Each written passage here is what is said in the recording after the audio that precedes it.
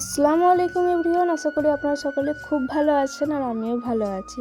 আজ আমার মামার ক্ষীরপিঠের অনুষ্ঠান রয়েছে, সেখানে যাওয়ার জন্য আমি আর বুনি সুন্দর করে রেডি হয়ে গেছি। আমি একটা রেড কালারের জামা পরেছিলাম আর বুনি সবুজ কালারের পরেছিল।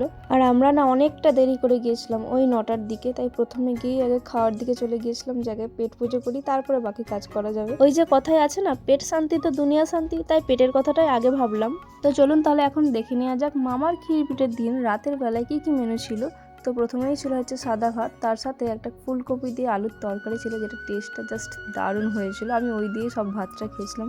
বিফ কারিটা আমার অতটাও ভালো লাগেনি, আমার সবজির রান্নাটা বেশি ভালো লেগেছিল। আর এই শীতকাল পড়লে সবজির টেস্ট যেন আরও দ্বিগুণ হয়ে যায়। এখন বাজারে কত রকমের সবজি পাওয়া যায়, আমার সবজি খেতে খুব ভালো লাগে। খাওয়া দাওয়া কমপ্লিট করার পর মামার থাল খাওয়ানো দেখতে এসেছিলাম, ক্ষীরপিঠেতে কি কি আয়োজন করা হয়েছিল সেটা দেখতে এসেছিলাম। মানে পেট ঠান্ডা করার পর এখন মনটাকে ঠান্ডা করতে এসেছি। তো এখানে অনেক কিছু আয়োজন করা হয়েছিল, অনেক কিছু, অত কিছু বলতে পারবো না, তো ভিডিও করে নিয়েছি, আপনারা একটু দেখে নিন, অনেক কিছু রয়েছে এখানে। তো পেট আর মন দুটোই শান্ত করে আমরা এখন বাড়ির দিকে রওনা দিয়ে দিয়েছি। ওই যে দূরে আমাদের বাড়ি দেখা যাচ্ছে, আর আজকের চাঁদটাকে কত সুন্দর লাগছিল।